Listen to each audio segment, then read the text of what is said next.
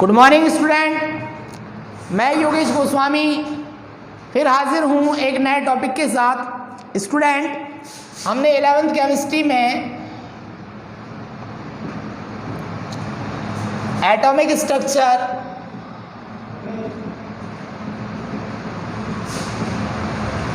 में कुछ चीज़ों के बारे में डिस्कस किया था। द्रव्यमान संख्या, परमाणु क्रमांक, समस्थानिक, संभारिक, समन्यूट्रॉनिक, आइसोस्टर, आइसोडाइफेरस। ठीक है, आज हम परमाणु संरचना के संदर्भ में भिन्न भिन्न वैज्ञानिकों ने जो अपने मॉडल दिए हैं उनके बारे में डिस्कशन करेंगे। सबसे पहले थॉमसन का परमाणु model, atomic model of Thomson.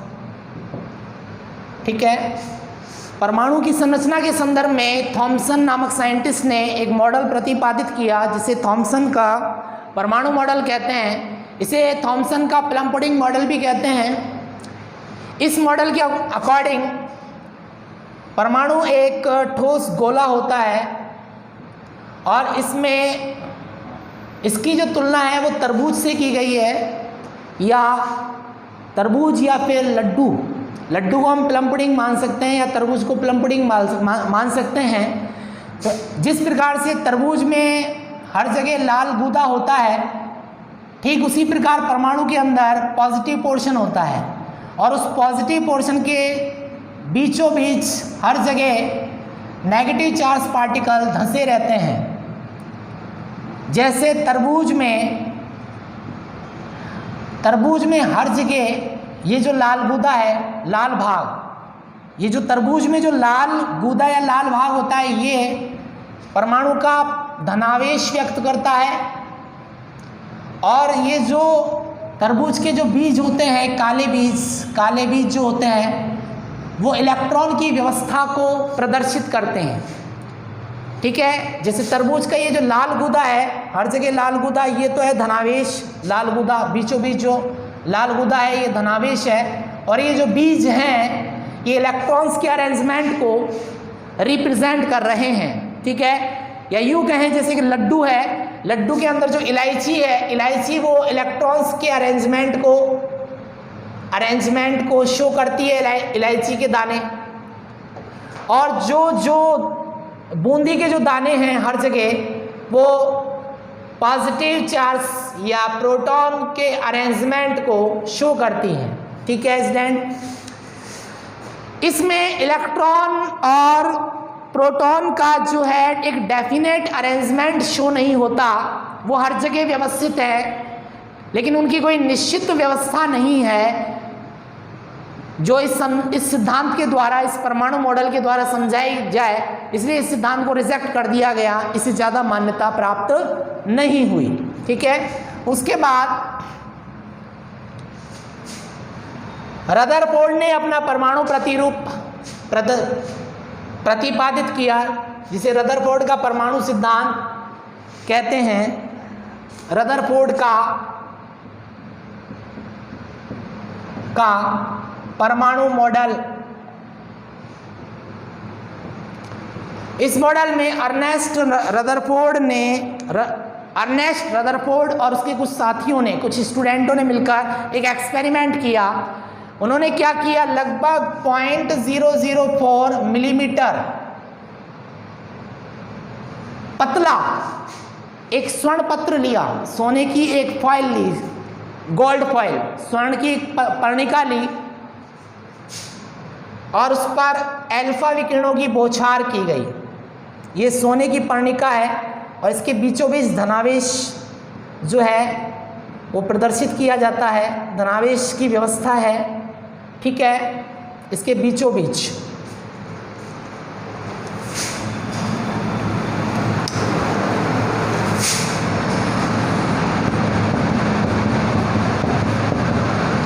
ठीक है, और इसके पीछे की तरफ एक जिंक सल्फाइड से लेपित स्क्रीन लगा दी गई। जिंक सल्फाइड का लेप लगाकर एक पर्दा तैयार किया गया, एक प्रतिदीप्तिशील पर्दा, जिंक सल्फाइड का पर्दा।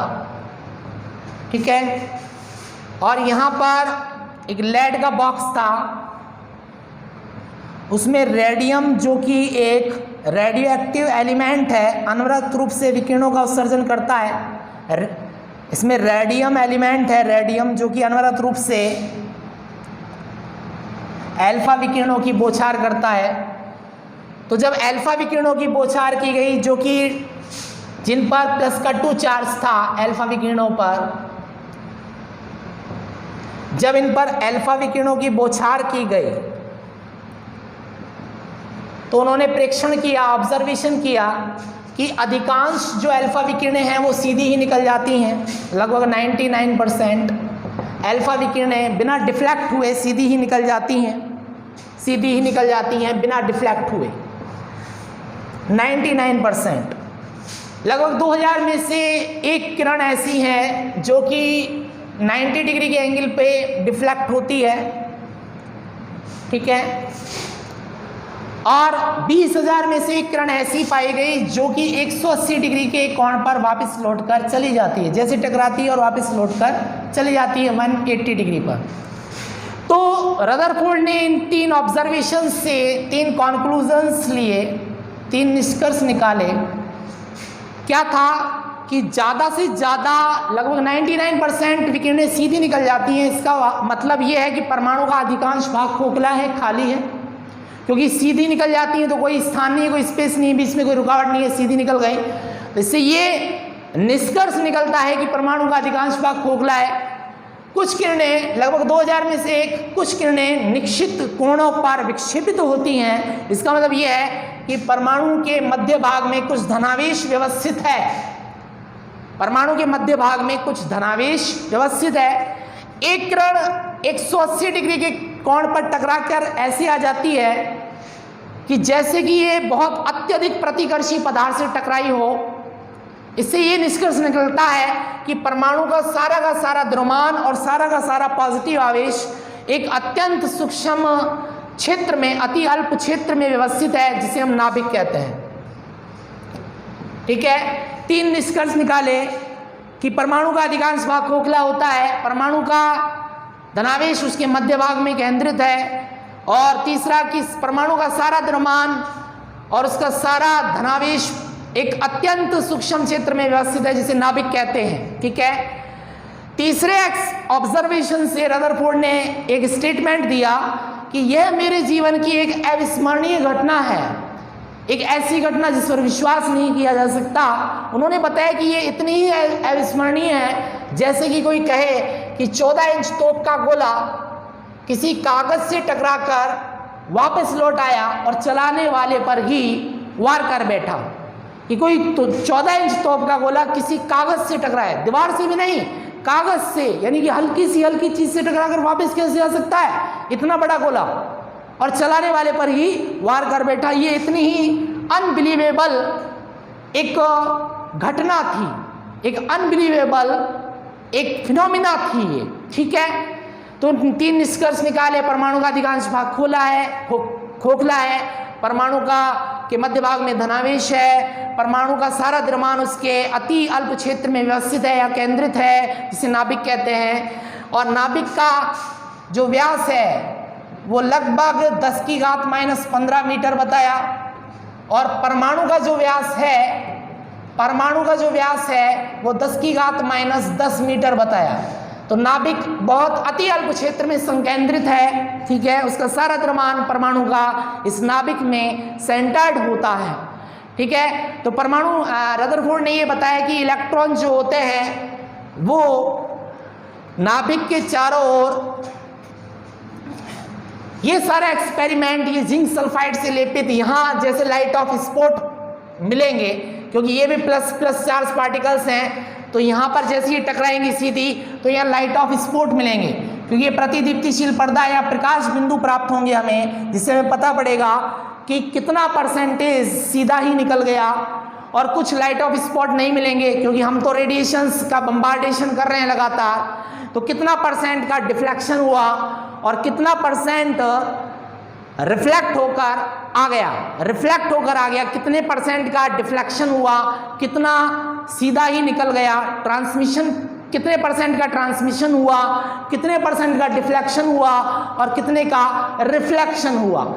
तो ये जिंक सल्फाइड से लेपित पर्दा जो लगाया गया, इससे हमें पता पड़ेगा लाइट ऑफ स्पॉट की संख्या के आधार पर। यहाँ प्रकाश बिंदु प्राप्त होंगे, लाइट ऑफ स्पॉट प्राप्त होंगे, फ्रिंज बनेंगे। फ्रिंजों से पता पड़ेगा कि कितना परसेंट रेडिएशंस, कितना परसेंट रेज, अल्फा रेज सीधा निकल गया, कितने परसेंट का डिफ्लेक्शन हुआ और कितना परसेंट रिफ्लेक्ट होकर वापस आ गया।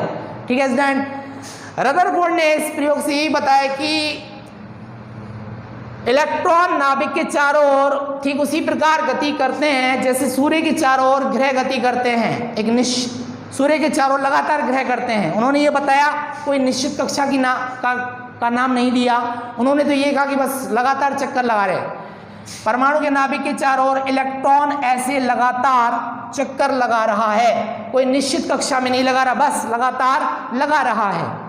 अब रदरफोर्ड के इस थ्योरी के कुछ शॉर्टकमिंग्स थे, कुछ डिफ्लेक्शंस थे, कुछ दोष थे। वो दोष कौन कौन से हैं वो हम उनके बारे में डिस्कस करेंगे। पहली कमी रदरफोर्ड के इस एक्सपेरिमेंट की ये है, पहली कमी रदरफोर्ड की जो पहली कमी है वो ये है कि इलेक्ट्रोमैग्नेटिक रेडिएशन का एक सिद्धांत था जो कि क्लार्क मैक्सवेल नामक विद्युत चुंबकीय विकिरण का जो क्लार्क मैक्सवेल ने एक सिद्धांत दिया था, विद्युत चुंबकीय विकिरण सिद्धांत, क्लार्क मैक्सवेल वो यूं कहता है कि जब कोई आवेशित कण किसी भी पॉइंट के चारों तरफ जब लगातार गति करता है तो उसकी ऊर्जा में कमी होती है, ऊर्जा का ह्रास होता है। ठीक है, लगातार चक्कर लगाने से उसकी एनर्जी का लॉस होता है।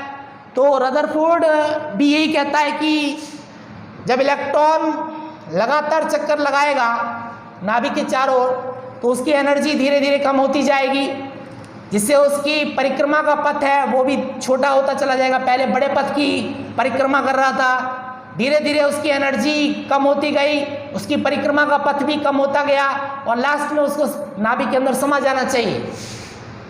तो जब वो इलेक्ट्रॉन ही नाभिक में समा जाएगा तो परमाणु तो अस्थायी हो जाएगा। इस हिसाब से तो रदरफोर्ड के सिद्धांत के अनुसार चलें तो परमाणु को अस्थायी होना चाहिए, लेकिन परमाणु वास्तव में स्थायी होता है। परमाणु क्या होता है? स्टेबल होता है, स्थायी होता है।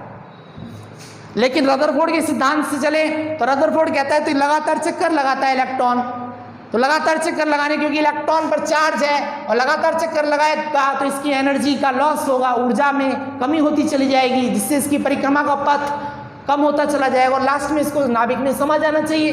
इस हिसाब से रदरफोर्ड के हिसाब से चले तो परमाणु अस्थायी होना चाहिए, लेकिन परमाणु कैसा होता है? स्थायी होता है।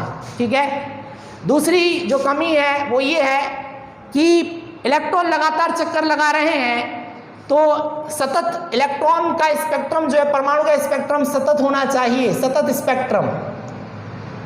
लेकिन परमाणु कैसा स्पेक्ट्रम देता है? असतत देता है या रेखिल स्पेक्ट्रम देता है। रेखिल, ये स्पेक्ट्रम क्या है? स्पेक्ट्रम होता है जब इलेक्ट्रॉन हाई लेवल से लो लेवल में आता है, उच्च ऊर्जा स्तर से लो में आता है तो एनर्जी का लॉस होता है विकिरणों की पट्टियों के रूप में, विकिरणों के बैंड के रूप में। उसे ही क्या कहते हैं? हम स्पेक्ट्रम कहते हैं। ठीक है। एक विकिरणों का समूह, एक पट्टियां प्राप्त होती हैं जब इलेक्ट्रॉन एनर्जी को एब्जॉर्ब करता है, ऊर्जा का अवशोषण करता है या उत्सर्जन करता है, तो जो विकिरणों की पट्टियां मिलती हैं, रेडिएशंस या विकिरणों की जो पट्टियां मिलती हैं उन्हें स्पेक्ट्रम कहते हैं। तो सतत स्पेक्ट्रम, क्योंकि इलेक्ट्रॉन लगातार घूम रहा है, चक्कर लगा रहा है, तो सतत का मतलब ये है कि कौन से रंग की विकिरण कहाँ शुरू हुई और कौन से रंग की विकिरण कहाँ खत्म हुई, ये पता ना चले। यानी कि भिन्न भिन्न रंगों की विकिरणों की पट्टियों के बीच में कोई गैप ना हो तो उसे कहते हैं सतत स्पेक्ट्रम। और अगर भिन्न भिन्न रंगों की पट्टियों के बीच में गैप हो, अंतराल हो, रिक्त स्थान हो तो उसे कहते हैं सतत स्पेक्ट्रम। यानी कि असतत स्पेक्ट्रम में कौन से रंग की विकिरण कहाँ से शुरू होती है और कौन से रंग की विकिरण कहाँ समाप्त होती है, ये पता पड़ जाता है। इसमें पता नहीं पड़ता क्योंकि अलग अलग रंगों की पट्टियों के बीच में कोई गैप नहीं होता। तो रदरफोर्ड के अनुसार परमाणु को सतत स्पेक्ट्रम देना चाहिए, लेकिन परमाणु कैसा स्पेक्ट्रम देता है? असतत स्पेक्ट्रम देता है। ठीक है स्टूडेंट। उसके बाद ये रदरफोर्ड के सिद्धांत की बात हो गई। हम बात करते हैं बोर के परमाणु मॉडल के विकास की पृष्ठभूमि। बोर के परमाणु मॉडल के विकास की पृष्ठभूमि। बोर के परमाणु मॉडल के विकास की पृष्ठभूमि, यानी इसका जो बेसमेंट है, इसके सिद्धांत का, इसकी थ्योरी का जो बेसमेंट है, क्या बेसमेंट है उसके बारे में हम डिस्कशन करेंगे। सबसे पहले रदरफोर्ड ने तो ये बताया था कि नाभिक के चारों ओर इलेक्ट्रॉन लगातार चक्कर लगाते हैं। उन्होंने ऐसा कुछ नहीं बताया कि इलेक्ट्रॉन नाभिक के चारों ओर निश्चित कक्षाओं में चक्कर लगाते हैं। उन्होंने ये नहीं बताया। इलेक्ट्रॉन ऊर्जा का उत्सर्जन और अवशोषण कब करते हैं, उन्होंने ये भी नहीं बताया। इलेक्ट्रॉन जब हाई लेवल से लो लेवल में आएंगे, उच्च ऊर्जा स्तर से निम्न में जाएंगे, तो वो ऊर्जा को त्यागेंगे, और जब वो निम्न से उच्च में जाएंगे तो ऊर्जा को अवशोषित करेंगे, ग्रहण करेंगे। कब करेंगे अवशोषण, कब करेंगे उत्सर्जन, ऐसा कुछ नहीं बताया रदरफोर्ड ने। इन सारी चीज़ों का एक्सप्लेनेशन किया था नील्स बोर के परमाणु मॉडल में। ठीक है स्टूडेंट। हम बात करते हैं कि नील्स बोर ने ये सिद्धांत दिया था वो प्लैंक के क्वांटम सिद्धांत के आधार पर और विद्युत चुंबकीय विकिरण के सिद्धांत के आधार पर अपना परमाणु मॉडल विकसित किया था। प्लैंक का क्वांटम सिद्धांत है और विद्युत चुंबकीय electromagnetic theory of electromagnetic radiations, इसके आधार पर उन्होंने अपने सिद्धांत को प्रतिपादित किया। तो सबसे पहले हम बात करते हैं विद्युत चुंबकीय विकिरणों की प्रकृति, जिसके आधार पर नील्स बोर ने अपने सिद्धांत का प्रतिपादन किया। उन टॉपिकों की बात कर लेते हैं, उन पॉइंटों की बात कर लेते हैं। विद्युत चुंबकीय विकिरण की प्रकृति या तरंगीय प्रकृति, wave nature of electromagnetic radiations. सबसे पहले विद्युत चुंबकीय विकिरण या इलेक्ट्रोमैग्नेटिक रेडिएशंस क्या होता है? इलेक्ट्रोमैग्नेटिक रेडिएशंस ऐसी तरंगे या ऐसे विकिरण जिनके संचरण के लिए किसी माध्यम की आवश्यकता नहीं होती, उन्हें हम इलेक्ट्रोमैग्नेटिक रेडिएशन कहते हैं, जो निर्वात में भी संचरण कर सकते हैं, गमन कर सकते हैं। जैसे ध्वनि तरंगे हैं, इनके संचरण के लिए माध्यम हवा की आवश्यकता होती है, लेकिन विद्युत चुंबकीय तरंगों या विद्युत चुंबकीय विकिरणों के संचरण के लिए किसी माध्यम की आवश्यकता नहीं होती। ये कैसी होती है? अनुप्रस्थ प्रकृति की होती हैं, अर्थात इनमें दो प्रकार के घटक होते हैं। एक घटक होता है विद्युत सदिश और एक घटक होता है चुंबकीय सदिश, और ये दोनों सदिश एक दूसरे की लंबवत दिशा में कंपन करते रहते हैं लगातार। जैसे ये सदिश विद्युत सदिश है, ये विद्युत चुंबकीय तरंगे हैं जिन घटकों से मिलकर बनी होती हैं। विद्युत सदिश, इसे प्रकाशीय सदिश भी कहते हैं, ई से व्यक्त करते हैं। और एक होता है चुंबकीय सदिश। ये दोनों सदिश एक दूसरे की दिशा के लंबवत या तरंग संचरण दिशा के लंबवत 90 डिग्री के एंगल पे संचरण करते हैं। फिर दोबारा से विद्युत सदिश ई वेक्टर, फिर वो दोबारा से चुंबकीय सदिश बी वेक्टर, फिर दोबारा से विद्युत सदिश, यानी इनके मान में, इनकी दिशा में लगातार परिवर्तन से ही इनकी उत्पत्ति होती है और ये संचरण आगे तक चलता रहता है। यानी ई के मान में परिवर्तन होता है, ई की दिशा में परिवर्तन होता है तो बी की उत्पत्ति होती है, और बी की दिशा में परिवर्तन होता है तो ई की उत्पत्ति होती है। अर्थात ये दोनों वेक्टर एक दूसरे के लिए उत्पत्ति के स्रोत का कार्य करते हैं। ये विद्युत इलेक्ट्रोमैग्नेटिक रेडिएशन से आगे तक चलते रहेंगे और इनके संचरण के लिए किसी माध्यम की आवश्यकता नहीं होती है, अनुप्रस्थ प्रकृति की होती हैं। अर्थात इसमें दोनों घटक एक दूसरे के लंबवत कंपन करते रहते हैं। ठीक है स्टूडेंट। अब विद्युत चुंबकीय जो विकिरण हैं उनके कुछ कैरेक्टर्स हैं, उनके कुछ कैरेक्टर्स, कुछ लक्षण हैं। वो क्या है? पहला, ये जो हमने बताया इस प्रकार से ये संचरण करती हैं। ये श्रृंग होते हैं जो उठे हुए हैं, और ये जो झुके हुए हैं इन्हें कहते हैं गर्त। इन्हें उच्छिष्ट भी कहते हैं और इन्हें कहते हैं निम्निष्ठ। निम्निष्ठ, मैक्सिमा, मिनिमा, श्रृंग, गर्त। सबसे पहले तरंग धैर्य। तरंग धैर्य क्या होता है? दो क्रमागत श्रृंगों या दो क्रमागत गर्तों के बीच की जो डिस्टेंस होती है उसे तरंग धैर्य कहते हैं। इसे लैम्डा से शो करते हैं। दो क्रमागत श्रृंगों या दो क्रमागत गर्तों के बीच की दूरी को लैम्डा कहते हैं, ठीक है। और इसे एंगस्ट्रॉम में व्यक्त किया जाता है। Angstrom, angstrom. और एक एंगस्ट्रॉम में 10⁻⁻10 मीटर होते हैं, ठीक है, ठीक है। उसके बाद आवृत्ति या फ्रीक्वेंसी। माध्यम के किसी एक बिंदु से, माध्यम के किसी एक बिंदु से 1 सेकंड में जितने तरंग दैर्घ्य निकल जाते हैं उन्हें हम आवृत्ति कहते हैं। माध्यम के किसी एक बिंदु से 1 सेकंड में जितने तरंग दैर्घ्य, ऐसे जितने तरंग दैर्घ्य एक पॉइंट से निकल जाएंगे उन्हें आवृत्ति, फ्रीक्वेंसी कहते हैं। और ये हमेशा तरंग दैर्घ्य का उल्टा होती है, व्युत्क्रमानुपाती होती है। इसे न्यू से व्यक्त करते हैं, न्यू से। और ये हमेशा तरंग दैर्घ्य का व्युत्क्रमानुपाती होती है, क्योंकि आवृत्ति बढ़ेगी तो तरंग दैर्घ्य घटेगी, और ये घटेगा तो ये बढ़ेगा, ठीक है। एक दूसरे के अपोजिट होते हैं ये, ठीक है। उसके बाद वेग, यानी कि वेग होता है दूरी बटे समय, यानी कि कोई तरंग इकाई समय में, पर यूनिट टाइम में कितनी डिस्टेंस कवर कर रही है वो उसकी वेलोसिटी है। इकाई समय में वो कितनी दूरी तय करती है वो उसकी वेलोसिटी कहलाती है, ठीक है स्टूडेंट।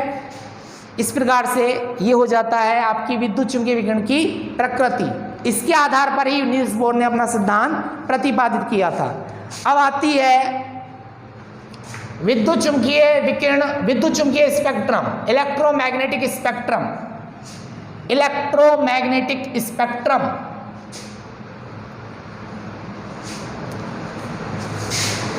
विद्युत चुंबकीय स्पेक्ट्रम, विद्युत चुंबकीय स्पेक्ट्रम या इलेक्ट्रोमैग्नेटिक स्पेक्ट्रम, ठीक है स्टूडेंट।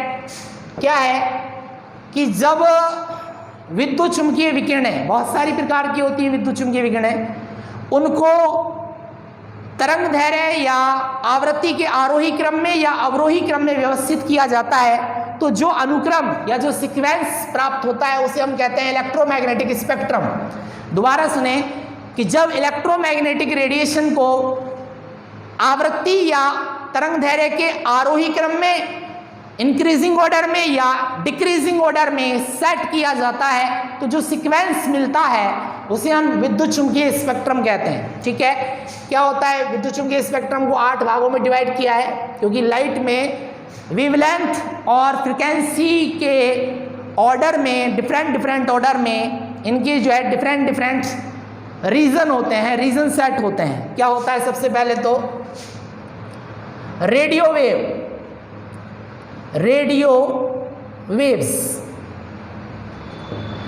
रेडियो तरंगे। उसके बाद होता है माइक्रोवेव्स, माइक्रोवेव्स, सूक्ष्म तरंगे, इन्हें कहते हैं सूक्ष्म तरंगे। इन सबके काम और इनके जो कैरेक्टर्स डिफरेंट होते हैं, इनके एरिया डिफरेंट होते हैं, इनके वेवलेंथ डिफरेंट होते हैं, इनकी आवृत्ति डिफरेंट होती है, तरंग दैर्घ्य डिफरेंट, इनके वर्क्स, इनके फंक्शंस डिफरेंट होते हैं। ये रेडियो तरंगे हैं, रेडियो तरंगे, ठीक है। उसके बाद होता है अवरक्त या IR, infrared, infrared reason, REGION, अवरक्त क्षेत्र, अवरक्त तरंगे। उसके बाद होता है विजिबल, विजिबल, विजिबल रीजन, यानी कि दृश्य क्षेत्र, दृश्य क्षेत्र जिसमें हम देख पाते हैं। इससे ज़्यादा वेवलेंथ वाला इंफ्रारेड होता है, इससे कम वाला होता है UV, ultra UV region, GION, ultra ultraviolet region, उसके बाद होता है एक्सरे, उसके बाद होता है गामा रे, जो कैंसर के ट्रीटमेंट में गामा रेज का बम्बार्डेशन किया जाता है, जो कैंसर सेल होती है उसको किल करने के लिए गामा रेज का एप्लीकेशन है। उसके बाद एक्सरे, गामा रे और कॉस्मिक रेज, इनकी फ्रिक्वेंसी सबसे ज़्यादा होती है और वेवलेंथ सबसे कम, क्योंकि न्यू जो आवृत्ति है न्यू, ये वेवलेंथ का, तरंग दैर्घ्य को वेवलेंथ कहते हैं, इसका उल्टा होती है। अगर वेवलेंथ सबसे ज़्यादा है तो आवृत्ति सबसे कम, और अगर आवृत्ति सबसे कम है तो वेवलेंथ सबसे ज़्यादा, एक दूसरे को उल्टे होंगे। तो कॉस्मिक रेज की एनर्जी या आवृत्ति सबसे ज़्यादा होती है और वेवलेंथ सबसे कम होती है, ठीक है। विजिबल रीजन को 7 भागों में डिवाइड किया गया है। Violet colour, violet VIBGYOR, indigo VIBGYOR,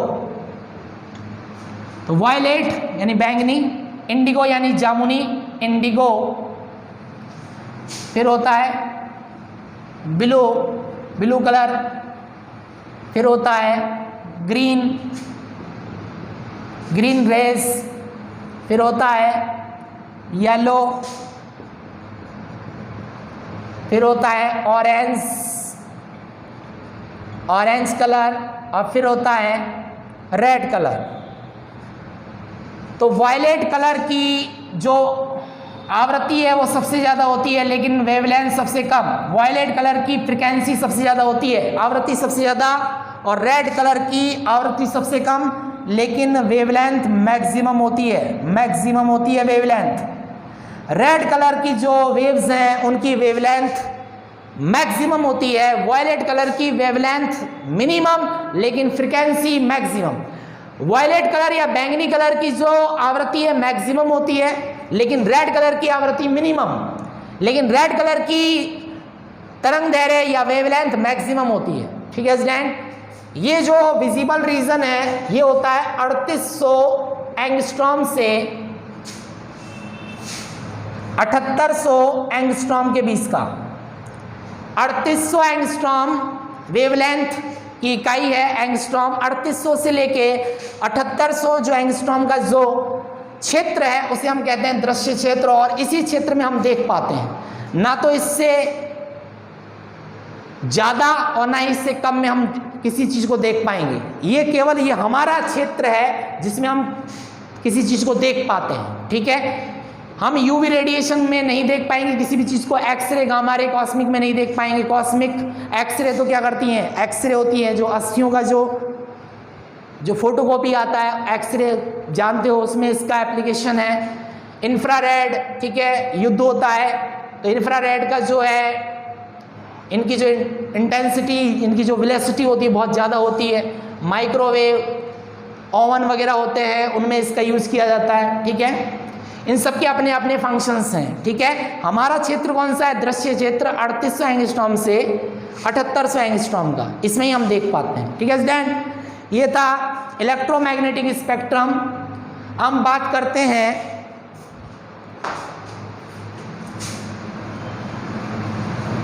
electromagnetic spectrum, ये विद्युत चुंबकीय विकिरण की कणीय प्रकृति।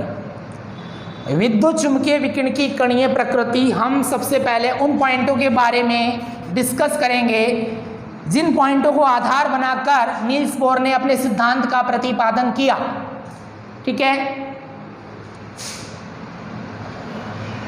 क्योंकि नील्स बोर ये कहता है कि ऊर्जा का अवशोषण, विकिरण ऊर्जा का अवशोषण और उत्सर्जन जो है वो प्लैंक का सिद्धांत के आधार पर दिया था उन्होंने अपना सिद्धांत। ऊर्जा का अवशोषण और उत्सर्जन सतत ना होकर असतत रूप में होता है, या ऊर्जा के छोटे छोटे पैकेटों के रूप में होता है जिसे क्वांटा या फोटोन कहते हैं, ठीक है। हम पढ़ेंगे विद्युत चुंबकीय विकिरण की कणीय प्रकृति, क्योंकि विद्युत चुंबकीय विकिरण तरंगीय प्रकृति भी शो करती हैं और कणीय प्रकृति भी शो करती हैं। The particle nature of electromagnetic radiation, कणीय प्रकृति, इसे कहते हैं प्लांक का क्वांटम सिद्धांत। प्लांक का क्वांटम सिद्धांत से इसकी व्याख्या हुई। प्लांक का क्वांटम सिद्धांत, सबसे पहले हम ये बताएंगे कि जिस प्रकार इलेक्ट्रोमैग्नेटिक रेडिएशन तरंगीय प्रकृति शो करते हैं, यानी तरंग के रूप में चलती हैं, उसी प्रकार ये कण के रूप में भी कणीय प्रकृति भी शो करती हैं, कणीय व्यवहार भी शो करती हैं, क्योंकि ये द्वैतीय प्रकृति शो करती हैं एक ही समय में। यानी ये कणीय स्वरूप भी प्रदर्शित करती हैं, जैसे कण होते हैं सूक्ष्म कण, वैसा भी व्यवहार प्रदर्शित करती हैं और तरंगीय स्वरूप भी प्रदर्शित करती हैं। अब कौन सी घटनाएं ऐसे हैं जिससे ये सिद्ध होता है कि विद्युत चुम्बकीय विकिरण तरंगीय प्रकृति शो करती हैं, जैसे कि परावर्तन, अपवर्तन, ठीक है, ये घटनाएं हैं। विवर्तन, इनके बारे में हम बाद में डिस्कस करेंगे। व्यतिकरण, ठीक है, ये हम इसके बारे में बाद में डिस्कस करेंगे, ठीक है। इन घटनाओं से ये सिद्ध होता है कि इनमें विद्युत चुम्बकीय विकिरण में तरंगीय प्रकृति पाई जाती है।